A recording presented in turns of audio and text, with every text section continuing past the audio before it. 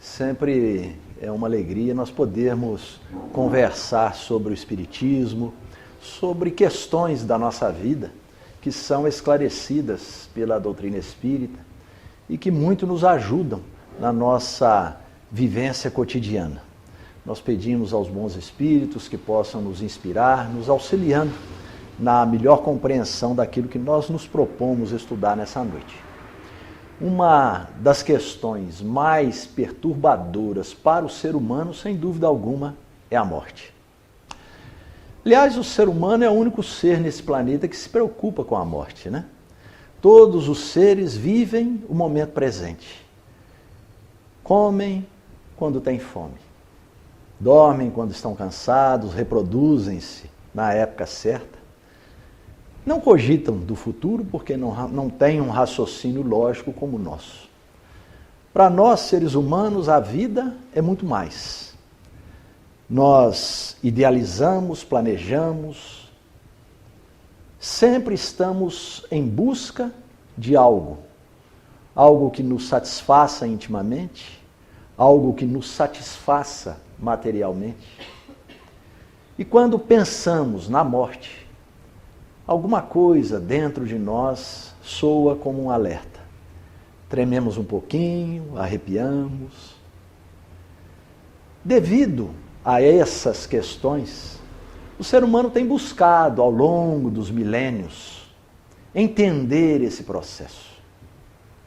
Será que existe de fato algo depois da morte? As religiões, a filosofia, principalmente a filosofia espiritualista, diz que sim. Devido a essas conjecturas, comportamentos, atividades, de acordo com cultura, de acordo com a época, de acordo com os lugares, povos vão apresentando uma forma de encarar esse processo que nós chamamos morte. Para alguns, a morte é um motivo de festividade, de comemoração. Alguns até celebram o dia da morte. Os velórios são acompanhados de música, de dança, comes e bebes. Para outras culturas, a morte é a libertação do ser. Aquele que parte vai agora velar pelos que ficam. Então veneram esses que partiram, os ancestrais. Para outros ainda a morte é motivo de tristeza, de desespero, de não se saber o que vem depois da separação de um ente querido, daquela companhia que sempre foi cara. Então há uma lamentação. Estudiosos do tema têm buscado entender esse processo, não apenas sob o ponto de vista físico, mas também sob o ponto de vista espiritual. Algumas experiências têm sido realizadas para tentar entender o que é que sobrevive, se é que sobrevive. Um desses pesquisadores, estudiosos, hoje já com seus 80 anos, é o Dr. Raymond Moody, que ele, ao longo das últimas décadas, dedica-se a tentar entender o processo morte. Ele trabalha principalmente com aquelas situações chamadas de EQM, que são experiências de quase morte, a sigla EQM. São situações em que determinada pessoa passa por um processo, às vezes uma parada cardíaca, perde a consciência. Por alguns minutos, aquela pessoa pode ser considerada morta. Mas, pelos recursos da ciência, da medicina, é trazida de volta à vida. Graças a esses recursos, claro. E essas pessoas, então, depois que recobram a consciência, depois de algum tempo, narram a sua experiência. O que elas presenciaram, o que vivenciaram, o que passaram naqueles minutos em que o corpo físico estava letárgico. A título de ilustração, o Dr. Raymond Moody conta uma experiência de uma jovem mãe de 2 filhinhos ainda pequenos, com poucos anos de idade, que ao ser submetida a uma cirurgia teve uma parada cardíaca. E ela então conta que durante aquele processo ela se viu fora do corpo. Ela se viu como se estivesse no teto do centro cirúrgico ou da enfermaria e via o seu corpo lá embaixo sendo tentado trazer de volta à vida pelos médicos, que davam choques, aplicavam algum tipo de medicamento. E ela se sentiu como que sugada através de algo que ela chamou de um túnel luminoso. Foi uma passagem muito rápida, em que ela, nessa passagem, recordava, numa fração de segundos, vários episódios da sua vida. Episódios importantes, episódios já esquecidos. E ela então se viu em um outro local, após passar por esse túnel, que era um local muito agradável. Uma espécie de um jardim, com grama verde, com flores belíssimas, árvores, bancos, onde ela identificou 2 anciãos sentados em um desses bancos. Ela não viu o seu rosto, mas ela percebia a presença deles e a boa energia que eles transmitiam. Ela se sentiu tranquila, em paz, à vontade. Eles então disseram que era preciso que ela voltasse. Ela queria ficar. E ela então lembrou-se dos filhos e imediatamente foi novamente como que sugada através daquele túnel e despertou no seu corpo. Experiências como essa, diz o Dr. Raymond Moody, são mais do que suficientes para se estudar o assunto fora dos meios religiosos ou filosóficos. Ele constata que a grande maioria dessas pessoas que passam pelas experiências de quase morte modificam a sua maneira de viver. Passam a ser pessoas mais confiantes, mais otimistas, pessoas mais dedicadas ao bem, menos apegadas à vida material. Essas pessoas passam a ter uma confiança em si mesmas, uma confiança na vida. Perdem o medo da morte. Uma outra estudiosa do tema, a doutora Elizabeth Kubler-Ross, que já desencarnou em 2004, que dedicou uma boa parte da sua vida também ao estudo das EQMs, a buscar a comprovação da vida após a morte. Ela, inclusive, nos últimos anos da sua existência, se tornou espírita. E ela também fez um trabalho muito interessante junto aos doentes terminais.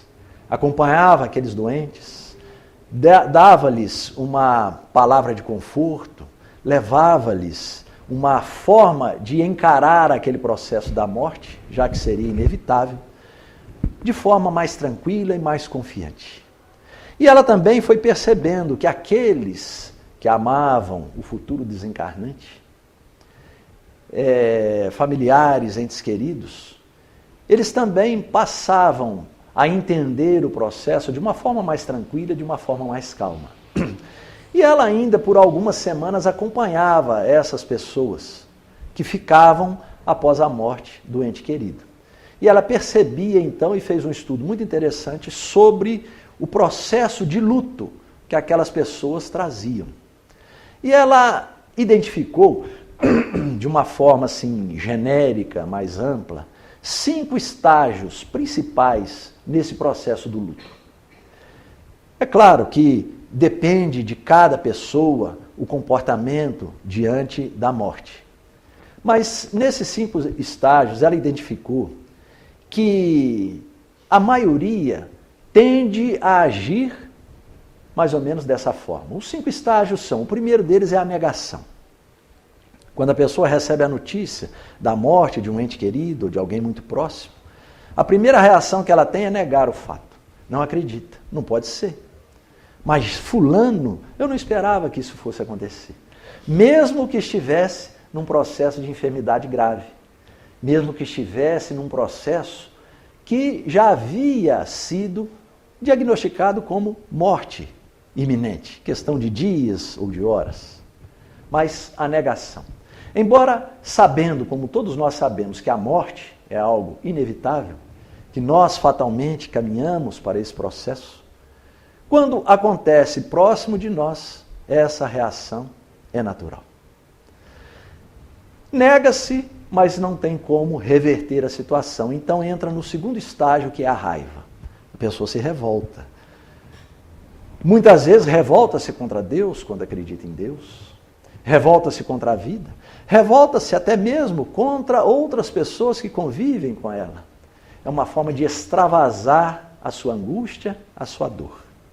Passado esse momento da raiva, vem o terceiro estágio, que ela chama de barganha. A pessoa começa a fazer uma troca, faz promessas, promete que vai mudar de vida, que a partir de agora serei uma outra pessoa, um outro ser, vou agir diferente. Sempre alguns religiosos ainda fazem promessas, sempre com uma ideia de que aquele processo pode ser revertido. Mas é uma forma inconsciente de trazer a si mesmo um certo conforto, uma certa explicação. Passado esse processo, parte-se para o quarto estágio, que é a depressão. Muitas vezes a pessoa se isola, cai numa situação de tristeza, não se alimenta bem, às vezes nem a sua higiene corporal é feita, isola-se na sua casa ou no seu quarto. É uma angústia, é uma tristeza. Passado esse processo, entra-se no quinto e último estágio, que é a aceitação. Então a pessoa renova-se, volta-se para a vida, interage novamente com as pessoas, passa a se cuidar e segue em frente. A doutora Elizabeth, como eu disse antes, ela diz que esses estágios, de uma forma geral, depende de cada pessoa. Mas ela percebeu que aquelas pessoas que trabalham a sua espiritualidade, aquelas pessoas que estão ligadas a uma corrente religiosa, essas pessoas têm uma aceitação melhor. Superam o processo de uma forma mais segura, mais serena. Essas pessoas são mais fervorosas. Elas trazem consigo uma fé mais sólida. Porque quando nós entendemos as religiões, principalmente as religiões cristãs, nós vemos que elas apontam para a sobrevivência do ser após a morte. As religiões espiritualistas, naturalmente, entendem que além do corpo físico, existe algo mais, que pode ser chamado de alma, de espírito, ou o nome que queira se dar. Essas religiões apontam a realidade da sobrevivência, mas não sabem muito bem como é a vida do outro lado. Muitas vezes a vida do outro lado é uma vida de recompensas ou de castigos, de julgamentos, que muitas vezes pode ser feito por Deus. Aquele que errou é condenado, aquele que acertou merece o paraíso. O Espiritismo concorda com todas as religiões espiritualistas, porque é também uma doutrina espiritualista. Mas o Espiritismo vai mais longe, comprova como é a vida do outro lado, através de deduções lógicas e do depoimento dos espíritos, mostra que aquela vida é repleta de movimentação, que os seres que se amam poderão se reencontrar, e deixa a certeza de que pode haver um intercâmbio, a comunicação entre os que partiram e os que ficaram. A partir desse entendimento, nós espíritas já não encaramos mais a morte como sendo algo tenebroso, algo terrível. Passamos a olhar esse processo como um processo natural. Um processo de desgaste do corpo físico, da matéria, porque tudo que é material é perecível, nos ensina a doutrina, mas a ciência também comprova isso. Mas comprova e nos mostra que nós somos muito mais do que matéria. Somos muito mais do que um corpo físico. Que nós somos um ser pensante, racional, um ser imortal. Por isso, nós, no meio espírita, não costumamos dizer que fulano morreu. Né? A gente fala que desencarnou. Morrer dá a ideia de que acabou. Né? Então a gente fala desencarnou, ou seja, deixou o corpo de carne. Partiu para aquilo que nós denominamos de mundo espiritual, ou como alguns gostam de dizer, pátria espiritual. Porque foi de lá que viemos, é para lá que vamos retornar. A nossa condição real não é a condição de ser encarnado, é a condição de espírito. Nós fomos criados espíritos. O processo da reencarnação é necessário para que nós possamos, enfrentando todas essas dificuldades que uma encarnação nos traz, vamos então nos aperfeiçoando, vamos melhorando a nossa condição espiritual. Melhorando como? Aprendendo a ser resiliente, paciente, aprendendo a movimentar a nossa capacidade íntima para superar determinadas dificuldades, para superar determinados obstáculos, para sobreviver mesmo, né? Conquistando o nosso espaço no mundo, para que possamos viver bem, alimentar bem, estudar bem, vestir bem. Né? Essa a finalidade da reencarnação. Mas a reencarnação, como dizem os espíritos, é uma prisão para o espírito.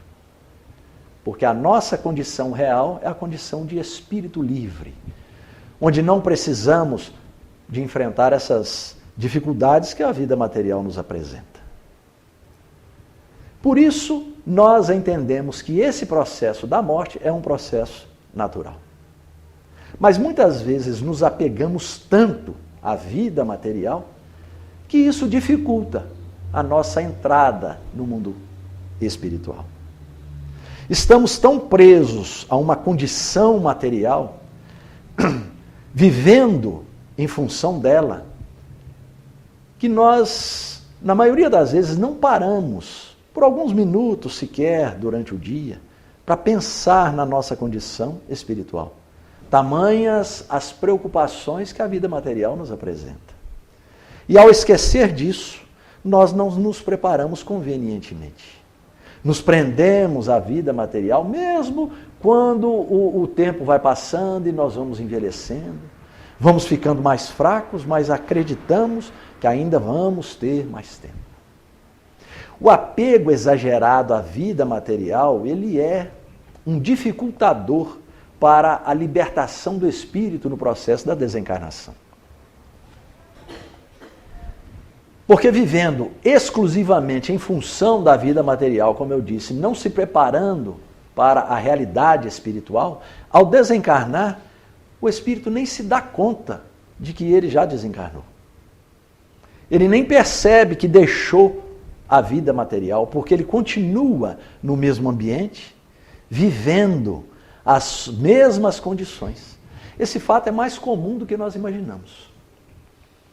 Nas reuniões mediúnicas, quando nós estamos ali em lida com os espíritos, vários chegam nessa condição, falando coisas como se ainda pertencesse ao mundo físico. Fala assim, tem alguma coisa estranha que eu não entendo. Ninguém me ouve, ninguém me dá atenção, as pessoas agem como se eu não estivesse ali por perto. E aí ficam confusos, porque não sabem que já estão desencarnados. O que o dialogador, aquela pessoa que conversa com ele, faz é prepará-lo gradualmente para entender aquele processo. Não vai simplesmente dizer, né? Ô, meu amigo, você está numa reunião mediúnica, aqui é um centro espírita, né? Você já morreu. É até uma falta de caridade. Nem todos estão preparados para entender esse processo. Então vai levando aquela pessoa, que é também uma pessoa, né? A gente chama de espírito, mas é uma pessoa, sem o corpo físico, a entender que aquele processo é natural, é belo.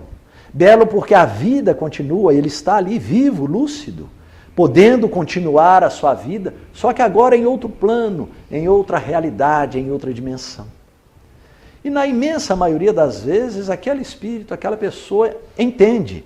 E ao entender, automaticamente ela abre a sua visão para aqueles que estão por perto. Porque ninguém fica sozinho, ninguém desencarna sozinho, como ninguém nasce sozinho. Tem sempre alguém próximo, um parente, um amigo, um ente querido, que está ali recebendo aquela pessoa, aquele indivíduo, aquele espírito. O apego exagerado também às pessoas, ele constitui um obstáculo para a libertação do espírito. Percebe que nós temos o péssimo hábito de nos referir aos entes queridos como se eles fossem nossas propriedades. Vocês já perceberam? Como é que a gente fala? Eu falo assim, a minha esposa, né? O meu esposo, o meu filho. Ora, eles não nos pertencem, né? São espíritos que convivem conosco para que possamos mutuamente nos ajudar, crescendo juntos, né? Não nos pertence. Aliás, a gente vive sempre com medo de perder alguma coisa, já perceberam? Né? Se a gente conquista algo, a gente tem medo de perder. E a gente não consegue pensar que aquilo que verdadeiramente nos pertence, nós não perdemos. O que é que nos pertence de verdade? São as conquistas morais, são as conquistas intelectuais, a cultura, o conhecimento, as virtudes. Aliás, as virtudes são conquistas imprescindíveis à nossa elevação espiritual. Deus nos dotou da capacidade de desenvolver virtudes. Através do desenvolvimento das virtudes que nós nos tornamos melhores, mais humanos, mais espiritualizados, então, naturalmente, mais próximos de compreendermos Deus. Então, nós não precisamos temer perder alguma coisa, porque nós sabemos que aquilo que verdadeiramente nos pertence, nós não perdemos. E o que é material não nos pertence. Por mais que tenhamos, por mais que esteja registrado, nós não perdemos. Não nos pertence. Porque nós temos que deixar quando partirmos. Não levaremos nada do que for material. Então devemos encarar como sendo concessões temporárias. Alguns chamam de empréstimos. Deus nos concede para que possamos viver de uma forma mais serena, mais tranquila, para que possamos, através desses recursos materiais, facilitar a nossa vida. Por isso o ser humano está cada vez mais progredindo, evoluindo materialmente, criando uma tecnologia cada vez mais sofisticada, para que possa facilitar a vida no planeta Terra. Infelizmente, ainda não estamos no ideal, porque a imensa maioria ainda não tem acesso a tais recursos. Mas eles já estão sendo colocados à disposição. Então, utilizá-los, mas sabendo que de um momento para outro podemos deixar. E quando tivermos que deixar, que isso possa ser de uma forma serena, tranquila, sem apego, sem revolta. O erro maior da grande maioria das pessoas é não pensar sobre isso. Não se fala sobre a morte. Por quê? Porque é algo que ainda aterroriza. Aterroriza porque criou-se tabus em torno dela. Repare que se estamos em um grupo de pessoas e o assunto é a morte, a reação das pessoas, se não forem espíritas, a reação das pessoas é até cômica, né? Alguns vão saindo de fininho, outros batem na madeira, vão mudar de assunto, né? É que falta uma preparação. Uma preparação que o Espiritismo nos apresenta. Porque a ideia que se tem pela religião tradicional, como eu já mencionei antes, é a do céu ou do inferno. É a recompensa, quase impossível de ser alcançada, e o castigo eterno, sempre ao alcance da maioria. Aliás, a ideia de céu e inferno já está ficando deixando de lado, né? Nem todos já acreditam mais nessa ideia. Inclusive, já há muito tempo, o Papa João Paulo II, em uma encíclica, chegou a afirmar que céu e inferno não são locais circunscritos, mas são estado íntimo daquelas pessoas que viveram bem ou mal a sua vida na Terra. Só não apresentou como estariam do outro lado. Mas se é tão difícil conquistar o céu, isso traz um medo da morte. O medo da morte muitas vezes está aí. Se eu não consigo o céu, se eu não vou conseguir ser feliz, se a condenação é mais fácil por causa dos meus próprios erros que eu conheço, e nós temos uma dificuldade muito grande de entender ou de conhecer as próprias virtudes, né? Então há o medo. Por isso a doutrina espírita nos apresenta a ideia da sobrevivência, mas não uma ideia filosófica ou uma ideia utópica, uma ideia real. Comprovando que aqueles que morreram continuam vivos. Esses, muitas vezes, vêm até nós e falam conosco. Deixam uma palavra de conforto, deixam um alerta, deixam uma mensagem que possa instruir, ajudar a compreendermos a vida e todo o processo. A comunicação dos espíritos é a grande comprovação da sobrevivência.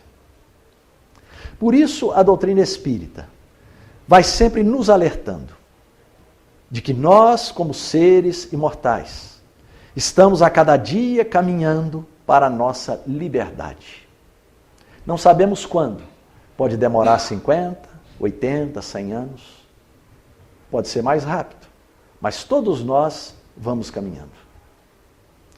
E a própria vida material, a vida física, vai nos dando alertas. A gente nasce e começa a crescer, desenvolver. E sabemos, a partir do momento que nasceu, estamos caminhando para morrer. Não é? E quando vamos vivendo mais, vamos sentindo o próprio corpo se desgastando. São as unhas que vão enfraquecendo, se quebrando, os pés de galinha que vão surgindo, né? Os cabelos branqueando ou perdendo, né? Os ossos ficando fracos, o joelho doendo, a coluna dói. Até que vem o último suspiro. Então ninguém pode dizer que não sabe. Nós sabemos. Somos seres racionais. Nós sabemos. Há uma frase atribuída a Confúcio. Confúcio foi um antigo filósofo chinês que viveu mais ou menos uns 5 séculos antes de Jesus, que diz assim: aprende a bem viver e bem saberás morrer. Viver 100 anos não é o mais importante. O mais importante é viver de forma útil. Saber viver é viver de forma útil. Procurando viver uma vida ética, honesta, de trabalho em favor do próprio crescimento, que automaticamente estaremos contribuindo para o crescimento daqueles que convivem conosco. A evolução é sempre em conjunto. Nós não evoluímos sozinhos, estamos sempre cercados por alguém. Se não for familiares, pela sociedade. Então vamos sempre influenciando e sendo influenciados. Se procuramos viver bem, fazendo da nossa vida uma vida útil, uma vida que possa ser benéfica, uma vida que possa ser bem aproveitada do ponto de vista ético, espiritual, estaremos naturalmente nos preparando para a morte. É isso que Confúcio diz. Viver bem é morrer bem. Aquele que vive bem desencarna tranquilo, sereno. Tem um outro ditado oriental que fala assim: ó, quando nasceste, todos sorriam, só tu choravas. Então viva de tal forma que quando morreres, todos chorem e só tu sorrias. Eu sonho viver dessa forma, viu? Não que eu queira que os outros chorem, mas ao chorar é sinal de que a vida valeu a pena, de que fomos úteis, né? Viver cada dia como se fosse o último é um grande desafio para todos nós. Eu acho que raríssimos de nós conseguimos pensar, né? Hoje vai ser meu último dia. Será que hoje é o meu último dia? Porque se nós soubéssemos que seria o último dia, o que faríamos? Como viveríamos? Se é ser último, vamos fazer o máximo de bem possível. Vamos agir o melhor possível.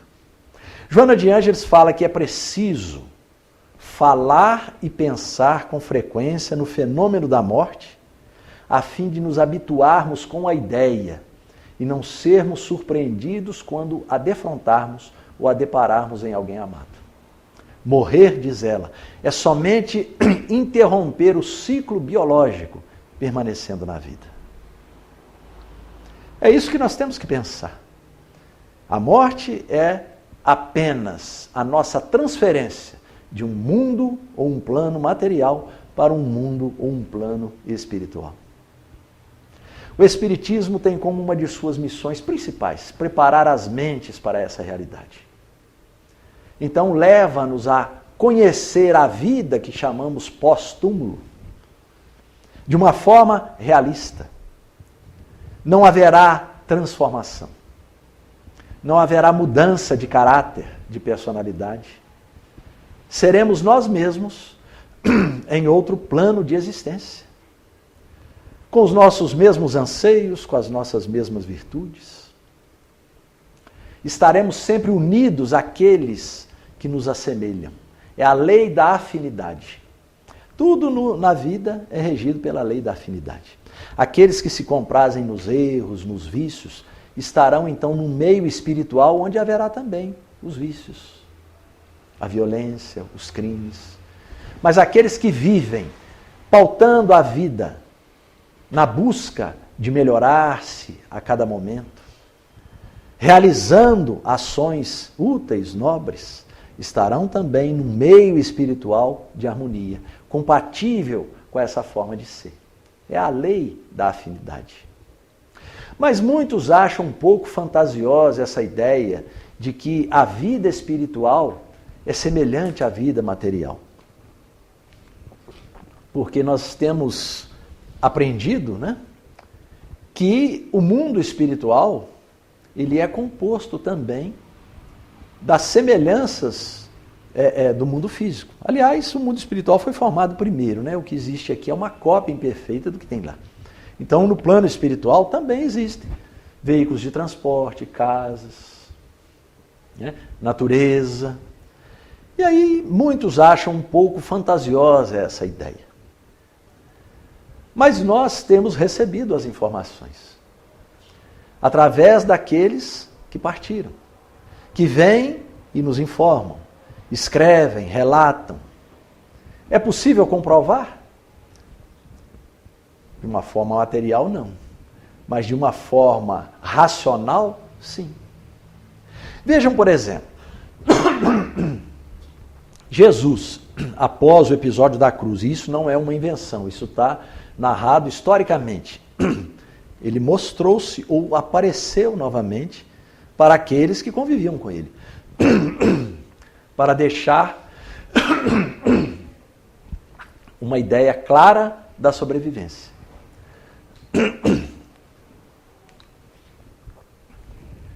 O que a religião tradicional chama de ressurreição, como se ele pudesse ter retomado o seu corpo físico e ter subido aos céus com o corpo material, a própria ciência demonstra que isso é impossível, não tem como, O que é material, o que é espiritual. Mas Jesus veio dar a demonstração de que a morte não existe. Se a gente buscar lá no Evangelho, em vários momentos do Evangelho e também no Antigo Testamento, nós vemos vários fenômenos de aparição de espíritos. Talvez o mais famoso é aquele momento no Monte Tabor, em que Jesus leva 3 discípulos e ali aparecem 2 profetas da antiguidade, Moisés e Elias, que já tinham desencarnado há vários séculos. Numa clara demonstração de que a morte não é o fim, de que a morte é a continuidade da vida, de que aqueles que passaram pela morte continuam vivos. O que mais então as pessoas precisam para entender? Será que é apenas um preconceito? Será que não acreditam porque não querem acreditar? Mas não se trata de acreditar. Trata-se principalmente de se convencer. É confortador saber que continuaremos vivos? Sim. Então será que nós escolhemos isso porque nos conforta? Como eu disse antes, nós temos a comprovação. Mas alguns atos nossos da vida, alguns comportamentos, muitas vezes nos levam a uma condição de menos alegria na vida espiritual. No processo da morte, Allan Kardec deixa claro que há um momento de perturbação do espírito. Hoje até não se usa esse termo, fala-se de...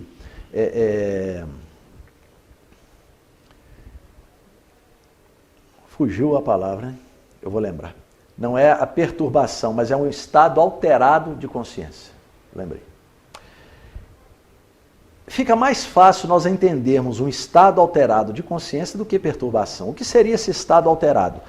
Como há um rompimento das ligações do espírito com a vida física ou com o corpo físico, naturalmente esse espírito se ressente desse rompimento. Afinal de contas, são vários anos, né? Várias décadas para quem morre já mais com uma certa idade, né?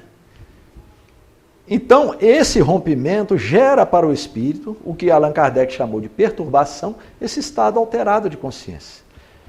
Não é que imediatamente ao desencarne ele vai se perceber numa condição de espírito livre. Levará um tempo. E esse tempo é mais ou menos longo de acordo com a preparação da pessoa naquela encarnação, naquela vida. Aos poucos, começa-se a entender o processo, algo diferente acontecendo. Para quem tem uma ideia de vida espiritual, já está se preparando, sabe que de um momento para o outro pode partir, já começa a questionar: o que eu estou vivendo aqui? Será essa a minha condição de encarnado ou já é de desencarnado? Porque há diferenças, né? Então, essa libertação, ela é relativa. Depende muito daquilo que a pessoa fez na vida e se preparou, e depende também daqueles que ficam. Então, não basta que nós nos preparemos para a desencarnação. É preciso que preparemos também aqueles que convivam conosco, ou convivem conosco, para que eles entendam o processo e não caiam no desespero no momento da morte. Porque isso traz também uma perturbação para aquele que parte. Ernesto Bozano, no livro A Crise da Morte, nesse livro ele narra uma série de depoimentos de espíritos que já desencarnaram, contando como foi o seu processo no momento da morte. Então, um desses espíritos, só para que a gente possa ilustrar, ele conta que naquele momento em que ele se viu fora do corpo, ele sentiu-se diferente. É como se todos os seus estados físicos entrassem num processo de crescimento. A sua visão foi ampliada, embora ele não enxergasse, né, com a visão material, mas a sua audição também foi ampliada, as suas percepções foram ampliadas. E ele percebeu a sua esposa ao seu lado e ela lhe estendia as mãos. Ela já havia desencarnado há alguns anos. E assim, juntos, eles foram se elevando. E ele disse, então, que é uma sensação prazerosa. Ele ultrapassou o teto do quarto e foi pelo espaço afora. No entanto, diz ele, já bem afastado do meio material, ele tinha uma percepção clara daquilo que acontecia na sua casa. O velório estava acontecendo ali. Então ele via a filha, já adulta, né, debruçada sobre o caixão, num desespero, na dor, no choro, na angústia. E dizia ele que aquele estado de lamentação dela vinha sobre ele, como se fosse uma atmosfera escura, entorpecendo-lhe as faculdades. Então ele diz no seu depoimento, pedindo a todos aqueles que se veem no momento da morte, diante de um ente querido, procure manter a serenidade, o equilíbrio, a certeza de que aquele que parte pode ir tranquilo, está se libertando. e utilizar principalmente da prece, da oração sincera.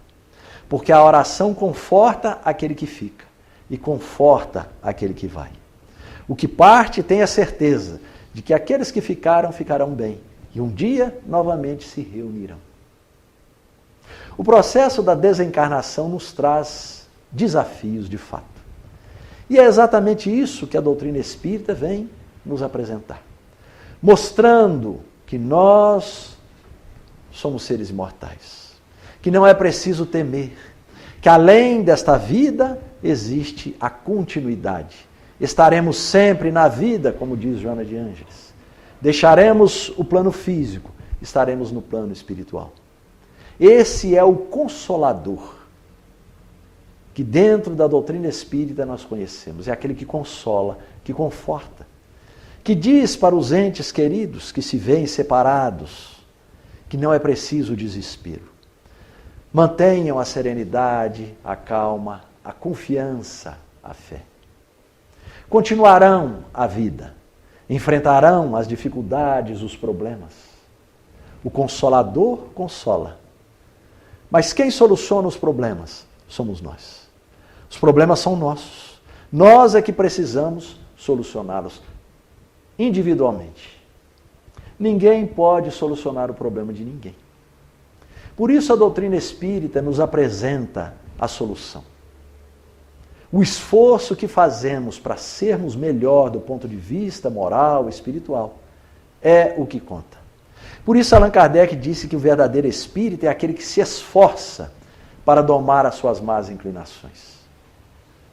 Procurando ser hoje melhor do que ontem, amanhã melhor do que hoje. É o esforço que conta.